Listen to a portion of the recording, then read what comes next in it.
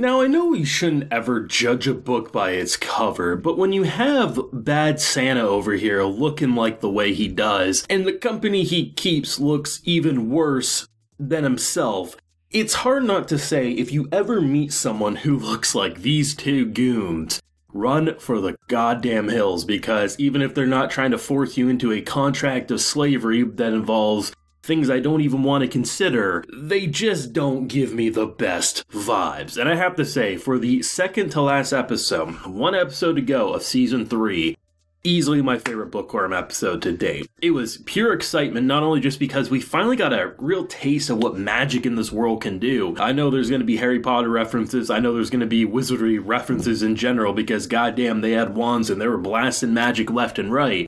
But it was the way they subverted my expectations on not only where last week's episode ended and where it would lead into this week, but also Sylvester, my boy, one of my favorite new characters that we've come to be introduced to, and the idea of what the amulet actually meant in general. First things first, the ending of last week. Not only did MYNE get kidnapped, but Thule as well. I saw so many people, what if they catch up with MYNE, but Thule gets taken away? What if she dies in the kidnapping? What if it's reversed? So many different things, but the fact that they were able to save her, right? And the fact that because she scraped her leg, she considered the fact that, hey, if I'm ever in trouble, even though I'm not kidnapped as it stands, using the amulet right now would be the best way to do so. And I love the fact that throughout this episode you think, oh, well, it's not like a magic portal. It's not that, okay, he knows that she's in trouble, so he's just going to teleport over. No, it's probably something like he gets alerted and he'll come back and save. So actually, when we have my boy Ferdinand pop out of his room, which I love the fact that he's just so smug about it, I thought, oh, this is the reason he's there, is because Sylvester was probably with him, he got clued in, and throughout this entire episode, you're waiting for him to pop up, to jump these fools, to save our girl. And then it all ties back to a contract. And I love that because it's such an interesting way, because he says, if you're ever in trouble, this will save you, sort of a thing. And he's not wrong, because if he ends up basically forming a contract with MYNE, going against her would be going against royals and stuff like that. Like, there's just so much coolness about that I just absolutely adore. And the fact that we are forcing her to make the biggest decision to date, which she ultimately ends up agreeing to, is it's the only way to save her family. That even though, of course, they jumped her first, we know how politics work and everything like that. So in order to save her family, she has to leave them sooner than later. And I think if there's ever a point in this show that she should leave, it's right now. We are having characters make moves that are just so disgusting, and ultimately, like, as much as she wanted to stay longer, there's no way for her to do so at this point. And I think in order to hook the viewers in for more seasons, which of course, Bookworm fans, we want season 4, we want season 5, hell, we want season 8 if they'll give it to us.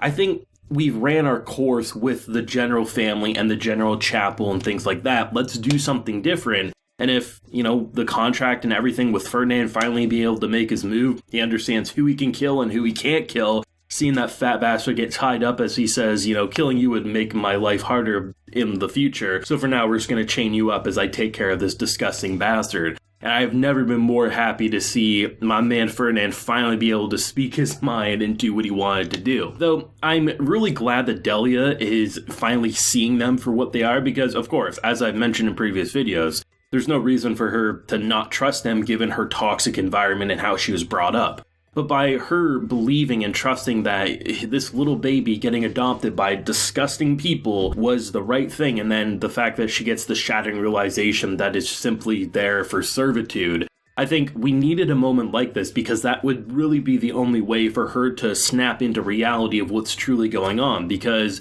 she essentially had goggles on. She had these blinders on, not able to really look at them for what they are, because she was raised in such a shitty environment that she's known no different. And this is truly the moment that's going to shape her into maybe starting to think differently. And I think that's a brilliant way to really, go from looking at MYNE almost ready to give up on Delia because she knows she can't be trusted, to then realizing because of this entire situation, maybe we actually can. And the baby turned out to be the key to her heart like I was hoping, while it was also the key to almost making her go off the ledge for good. It was just such a great directed episode. Visually, one of the most impressive for sure. It's not even like they had a couple of moments where, magic was thrown on screen. There was literally some, wand standoff, and, I love the way they used magic in order to, cut people, in the case of her dad, just him getting hit by essentially what looks like light, but then you see just how drained he is and he's like kneeling over, or just the idea of the shields and everything like that. Where I actually love, I think, in terms of MYNE using her wind to protect her family and everyone there. I thought they did a great job with like the crests and the wind magic and everything like that. It's just such a really well-directed episode that just leaves me craving the season finale so damn much. And I'm glad that it wasn't just completely resolved in this episode. I'm glad that they did have a cliffhanger of a big standoff, as we'll wait to see what happens next. Because I think Sylvester, despite having his own motives, he's a good guy at heart, right? Everyone kind of does things for their own benefit in this world, but there's a difference between bad Santa and someone like Ferdinand and Sylvester, right? They know when to play by the rules and they know when to maybe get a sneak attack in. And it was pretty brilliant to see how all the pieces fell in such a brilliant way. And when you're waiting for him to drop out of the sky and take care of fools, or you're waiting for this to happen a certain way, they completely navigate around what could have been predictable in favor of something that it feels well written and it makes sense for the world, but it still sucker punches you and leaves you with a black eye that you're glad to have. I mean, I really do think Bookworm has gotten progressively better with each season, and I know for a fact, given the series' popularity, we're going to get a season 4 eventually, and I'm glad to wait for quality like this, because even though it was a shorter season for sure, the fact of the matter is, I'm always someone who says quality over quantity any day of the week. If you can give us both, if you could give us 30 episodes of Bookworm, keep up the quality, never have a dip, sure, I'm not going to be complaining, but we got to be realistic about how anime production is and how long it takes to make things. And I think given what we've seen, you could definitely argue it was a bit slower in the intro of the season, but there was always that hint. There was the kidnapping, there was the worry. There was shit was gonna hit the fan eventually, and the fact that they actually delivered by the end of this season, I've seen so many shows set up that type of impact, like, oh man, shit's gonna hit the fan, but then you have to wait for the next season to get into that content.